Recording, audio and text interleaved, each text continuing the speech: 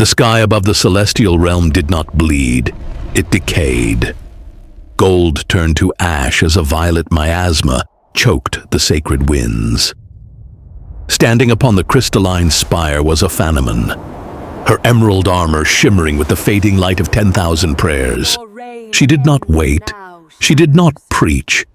In her hand, the Eden's javelin pulsed with a rhythmic, holy heartbeat. "Your shadow has lingered long enough, fallen one."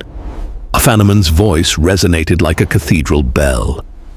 From the swirling darkness below, a laugh emerged, a sound of velvet and broken glass.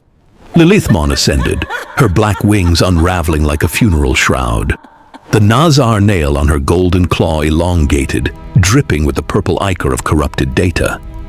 She looked at her holy counterpart, not with hatred, but with a terrifying, twisted hunger. "Oh, sister of light!" Lilithmon hissed, her eyes glowing with the embers of the dark area. "Your purity is a cage. Your grace is a lie. Don't you want to see what lies beneath the gold?" Without a word, the battle erupted. Ophanimon lunged, a streak of white fire piercing the gloom. The Eden's javelin collided with the Nazar nail in a shockwave that shattered the surrounding floating islands. Light and darkness tore at each other, not as elements, but as starving predators. The war for the soul of the digital world had begun, and there would be no mercy in the heights of heaven. The duel descended into the clouds, a chaotic dance of spears and claws. Lilithmon was a blur of obsidian silk, moving with a grace that defied the laws of physics. She dodged a barrage of Sephiroth crystals, leaning into Ophanimon's personal space, her breath smelling of withered roses and sulfur. "Phantom pain," Lilithmon whispered. A wave of agonizing darkness erupted from her palm. It wasn't just an attack, it was an emotional rot. Ophanimon gasped as memories of every fallen angel, every corrupted soul, flooded her consciousness. Her armor began to crack, the green gems dimming as the darkness sought the vulnerabilities in her spirit. Rot. But the Seraph of Light was not so easily broken. Light is Gritting her teeth, Ophanimon unleashed the Eden's needle. Threads of pure, blinding energy shot from her wings, stitching the darkness back into the void. She slammed her shield into Lilithmon's face, sending the demon lord spiraling toward the jagged peaks of the Iron Mountains below. "You mistake my mercy for weakness," Ophanimon roared, her aura expanding into a massive cross of solar fire. "I am the wall against which your lust for destruction breaks."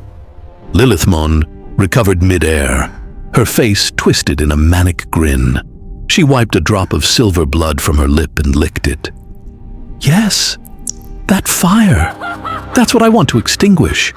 Let the universe watch as the holiest of icons burns in my embrace."